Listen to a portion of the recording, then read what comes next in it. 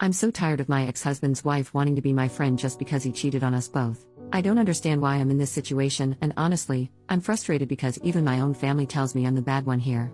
I just need to vent, and I don't need any advice or someone telling me do this. I think you should tell her this, or I would write her this or that. More than 17 years ago, my ex-husband cheated on me with a woman I didn't know, but she knew me. He left me for her when our only daughter was a baby, and I just moved on with my life. I was never going to fight for a man who makes immature decisions without thinking about the consequences.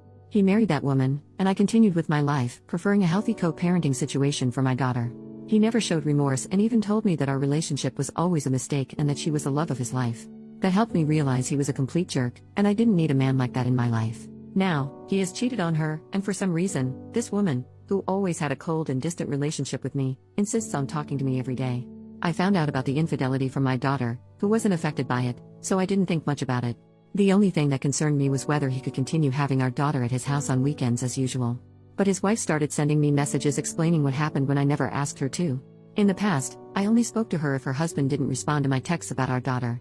It's obvious she needs someone to talk to, and even when I respond with short, dry answers, she still sends me long voice notes explaining everything. I get that she needs to vent about her husband's infidelity, but why me? I don't want to be rude, but I really don't care about how she or he feels. In one of her audios, she said, "You know how I feel now."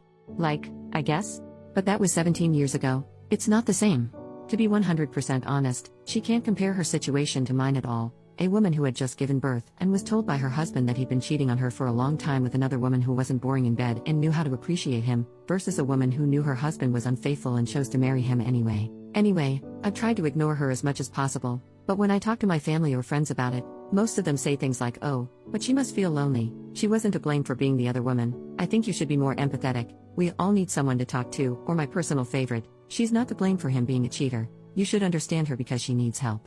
I understand that she isn't to blame and that he's the cheater, but she, a fully grown adult at the time, chose to marry a man she knew was cheating on his pregnant wife. So why should I be responsible for helping her when she never told me, "Hey, your husband is sleeping with me, and that's really messed up because he's married to you"? That's what I would have done if a married man had flirted with me. Now, if she didn't do any of that, why should I, as a feminist, feel obligated to be her friend? It doesn't make sense, and the worst part is that almost all the women around me tell me I should help her and listen to her, even though I don't want to or feel any empathy for her or for him. I think she and my ex knew exactly what they were getting into. I don't understand why I should be her free therapist now. Being cheated on is not my entire identity.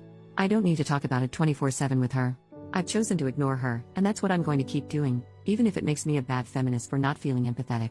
Edit, no, I can't block her because she still lives with him, and I need her contact information in case of an emergency with my daughter. And honestly, it's strange how many people are commenting or even sending private messages telling me what I should say to her or writing what they think I should feel. I'm sorry, but there's no way I'm going to use a stranger's message, who doesn't know me or the whole situation, to communicate with someone. I feel like a lot of people in the comments are projecting their own experiences. Update, 13 days later. Hi, it's been a while since I posted, and I just wanted to give a little update for those who were worried. First of all, my mother was in a long-term relationship as the other woman during my teenage years and into adulthood. Their relationship lasted many years until he passed away, and I don't think his wife ever found out about the affair. That's why my mom manipulates me into not judging my ex's wife, saying no one chooses who they fall in love with. My mother has always seen herself in that woman, which is why she said that my ex-husband, his lover, now wife, were soulmates and that I shouldn't interfere. I was very young at the time, and my mother was the only one I could rely on for support. Well, narcissists always latch onto vulnerable people. Nowadays, I don't have much contact with her, but my daughter spends time with my family. As for my friends, I'm a feminist activist, and opinions about the other woman are mixed, especially among my more liberal friends. Often, judging the other woman is seen as misogynistic, with people saying they're single. It's the man who's at fault, and we need to show solidarity with other women. So, I expected that reaction from most of them. I agree with this in most cases, but not this one.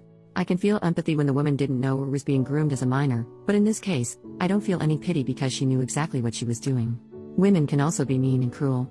Women can also choose to be the villains in a story without being manipulated because we are not weak, and my ex's wife is that kind of woman. No one forced her into anything. Sorry if that explanation was unnecessary, but there were people who didn't understand my family's and friends' behavior, and it feels good to vent. I ended up speaking with my ex's wife because, a few days ago, I had an incredibly stressful day, and the last thing I needed was to see her messages on WhatsApp. I exploded. I had planned to continue ignoring her, but that day, I was upset about work, and I ended up telling her everything. I sent her a voice note explaining that I am not interested in her life or her suffering. I told her that we are not friends, and I don't want to be. She never apologized to me, and now she expects me to bond with her over being cheated on by the same man. I said other things too, and while I wish I could post the voice notes here, they were over 5 minutes of me telling her that our situations are not the same. It was probably the greatest catharsis I've ever had. She got upset, and we argued. It was exhausting, and the last thing I want is conflict after 17 years of peaceful co-parenting. I know they won't get divorced, which means she'll remain in my life, so I sent my ex a message with one of her voice notes. I went through them all, and she never once apologized. Not that I need her apology, I don't care, but people asked. The messages were just complaints and attempts to have me join her in venting about him or being her unpaid therapist. I told my ex he needed to tell his wife to back off and see a therapist. He apologized and said they're working on their marriage, and she's still feeling angry and insecure, obviously. Since I went through the same thing, she felt we could bond over it. He mentioned that they started attending online workshops run by some couple teaching people how to get over infidelity. Sometimes I'm envious of people who can scam others so easily. I told him that I am not friends with her, and this is affecting our co-parenting. He needed to put a stop to it if she didn't understand my words. He reluctantly agreed to speak to her, and I've gone 3 days without hearing from her, except for a message today telling me that my daughter was asleep at their house. I guess it worked. I don't care whether they have a happy or miserable marriage. I don't care if she's happy knowing he cheated on her but stayed.